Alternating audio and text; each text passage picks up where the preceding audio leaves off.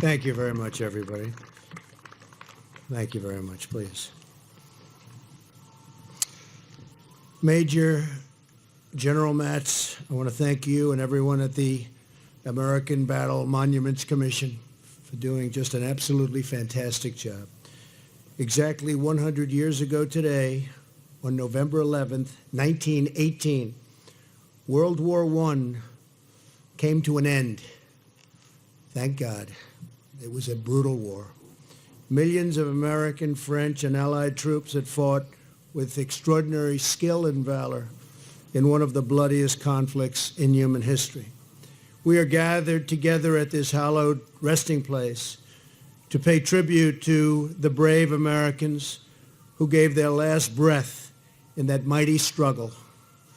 Earlier, Melania and I were deeply honored to be the guests of President Macron and Bridget at the centennial commemoration of Armistice Day. It was very beautiful, so well done.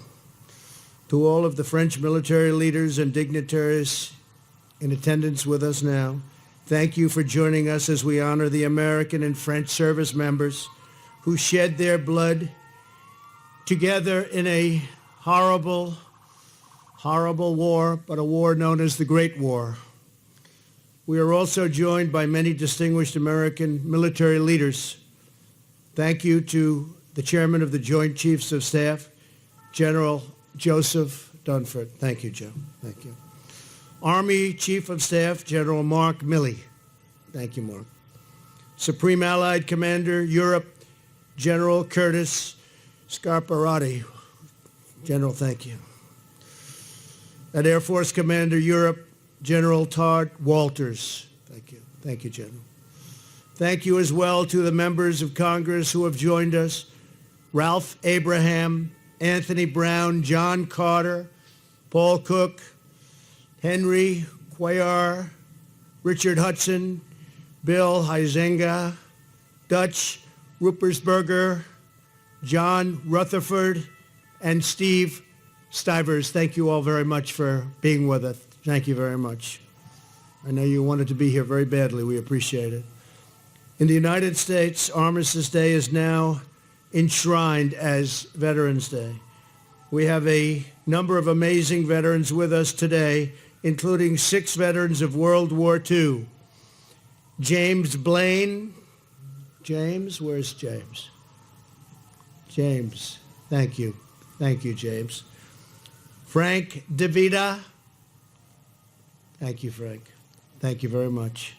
You look so comfortable up there under shelter as we're getting drenched. You're very smart people.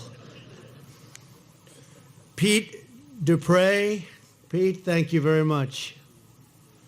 Gregory Melikian. Thank you, Gregory. Stephen Meldikoff. Thank you. Thank you, Stephen. And Jay Trimmer. Thank you. Thank you, Jay. Thank you. You look like you're in really good shape, all of you. I hope I look like that someday. You look great. America is forever in debt, and we are forever in your debt. We really appreciate you being here. We're also joined by another very special guest, a 13-year-old boy from the United States named Matthew Haskey. Matthew is in the 8th grade, and he worked and saved all of his money for 2 years to make this trip to France.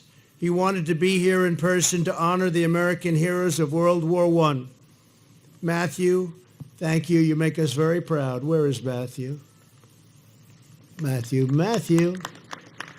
Thank you very much. You're way ahead of your time, Matthew. Thank you. On this day in the year 1918, church bells rang, families embraced, and celebrations, as you know, filled the streets like never before in towns throughout Europe and the United States. But victory had come at a terrible cost. Among the Allied forces, more than 1 million French soldiers and 116,000 American service members had been killed by the war's end. Millions more were wounded. Countless would come home bearing the lasting scars of trench warfare and the grisly horrors of chemical weapons. During the final battle of the war, over 26,000 Americans lost their lives, and more than 95,000 were wounded. It was the single deadliest battle in United States history. Think of that. 26,000 Americans lost their lives in a battle. Here on the revered grounds of Suresnes American Cemetery lie more than 1,500 U.S. service members who made the ultimate sacrifice in the First World War. Among those buried here are legendary Marines who fought in the Battle of Belleau Wood. In that treacherous forest and the surrounding fields, American Marine soldiers and Allied forces fought, and they fought through hell to turn the tide of the war, and that's what they did. They turned the tide of the war. It was in that battle that our Marines earned the nickname Devil Dogs, arising from the German description of their ferocious fighting spirit.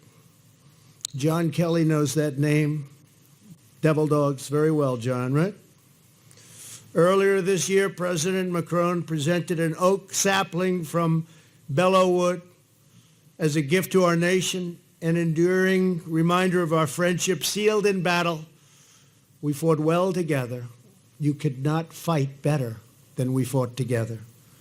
Sergeant Eugene Ware from Hazleton, Pennsylvania, was one of the Marines at Belleau Wood. Eugene raced straight into a barrage of enemy fire like no one has ever seen before, to bandage his friend's wounds and carry him back to safety. Months later, Eugene was mortally wounded. He passed away one day after Christmas. His mother would come right here to mourn by the grave of her precious son. She loved him so much.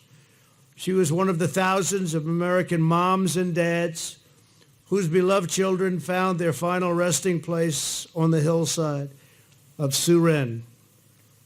Each of these marble crosses and stars of David marks the life of an American warrior. Great, great warriors they are, who gave everything for family, country, God, and freedom. Through rain, hail, snow, mud, poisonous gas, bullets, and mortar, they held the line and pushed onward to victory. It was a great, great victory. Costly victory, but a great victory. Never knowing if they would ever again see their families or ever again hold their loved ones. Hear the words of a young soldier named Sergeant Paul Maynard from a letter he wrote only a few days before the end of the war. Dear Mother, I think of you all at home, and I know if I am spared to get back, that I shall appreciate home more than ever, ever before. It will seem like heaven to me to be once more where there is peace and only peace.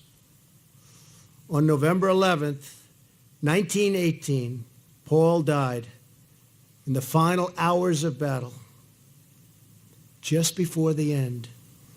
No, sadly, he did not make it. He was among the countless young men who never returned home.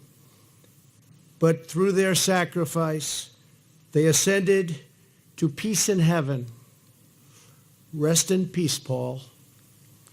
The American and French patriots of World War I embody the timeless virtues of our two republics: honor and courage, strength and valor, love and loyalty, grace and glory.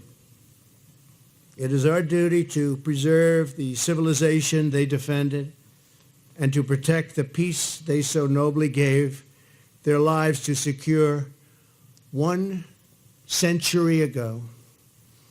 It is now my great honor to present Major General William Matz with an American flag as a symbol of our nation's gratitude to the American battle monuments.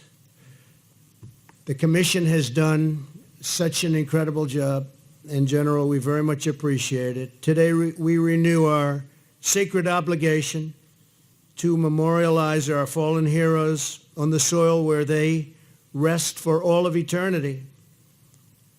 Thank you very much. And General, this is a great honor. Thank you very much. Thank you.